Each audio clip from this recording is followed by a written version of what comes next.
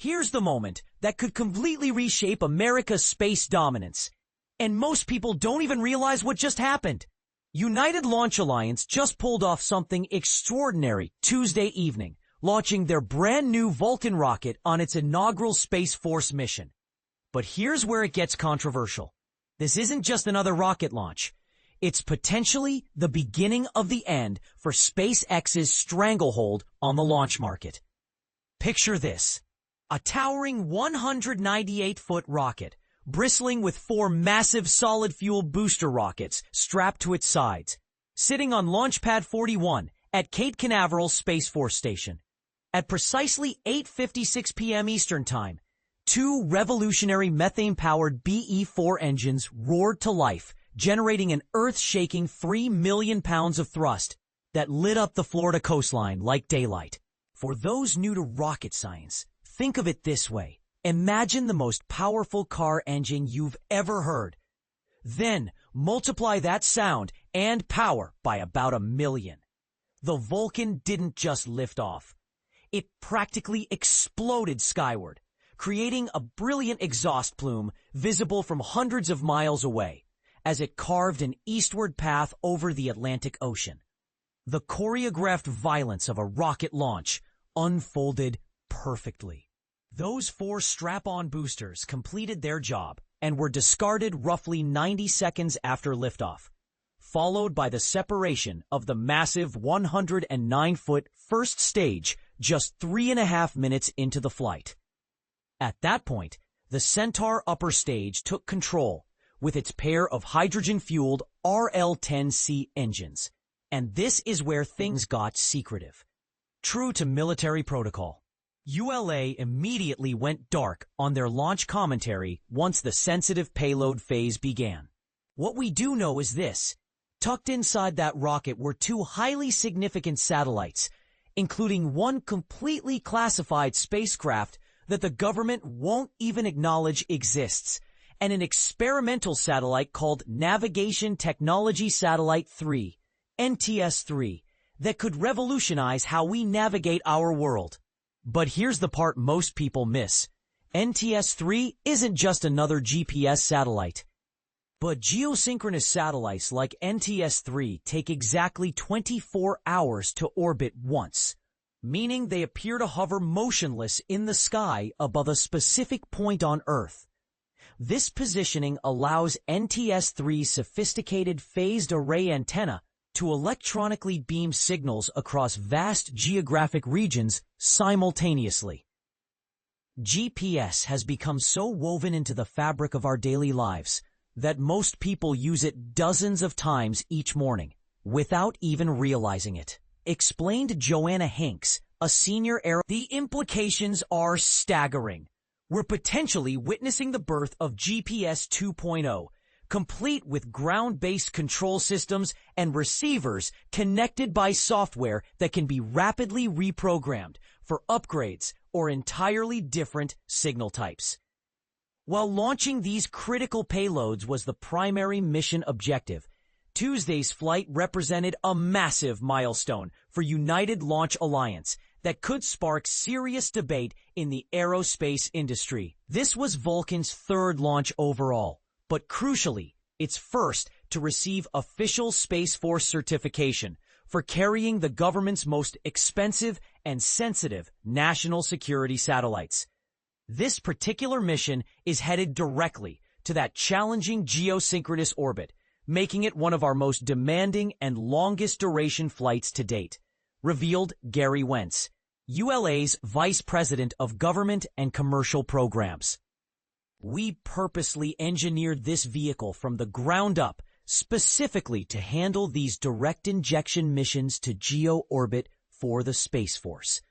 Here's what makes this controversial. Vulcan is systematically replacing ULA's entire fleet, including the already retired Delta rocket family and the veteran Atlas V, which has been powered by Russian-built RD-180 engines. Congressional criticism over America's reliance on Russian engines for launching military and NASA payloads helped drive the political pressure for this new, completely American-built launcher. 13 Atlas V rockets remain in ULA's inventory, but they're all earmarked for civilian missions, as the company, a joint venture between aerospace giants Boeing and Lockheed Martin, transitions to an exclusively Vulcan-based fleet. But here's where things get really interesting and potentially controversial. While SpaceX absolutely dominates the global launch market with their partially reusable, wildly successful Falcon 9 and triple-core Falcon Heavy rockets, they've already launched an astounding 97 Falcon 9s just this year. ULA President Tory Bruno believes Vulcan offers something SpaceX can't match. According to Bruno, Vulcan's first stage, powered by those high-performance BE-4 engines manufactured by Jeff Bezos's Blue Origin company, combined with its powerful Centaur upper stage, creates a rocket uniquely optimized for launching heavy military payloads into the most challenging orbits imaginable. Vulcan was specifically engineered for these exotic, hard-to-reach orbits that are primarily government requirements, Bruno explained. This particular mission perfectly exemplifies that capability. It's a direct injection to geosynchronous orbit, which translates to an extremely long-duration, complex mission profile.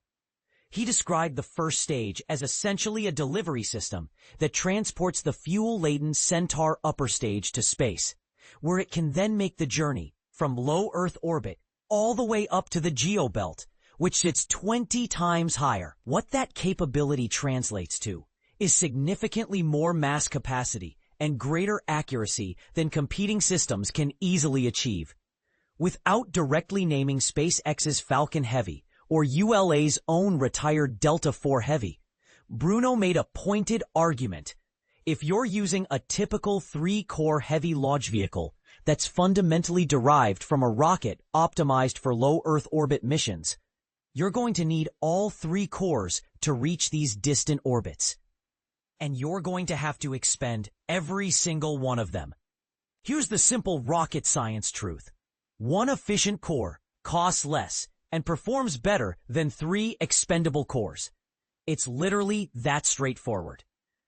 This high-energy Centaur upper stage capability allows ULA to deliver heavy payloads directly to high orbits, without forcing satellites to burn through their own limited fuel supplies during the journey.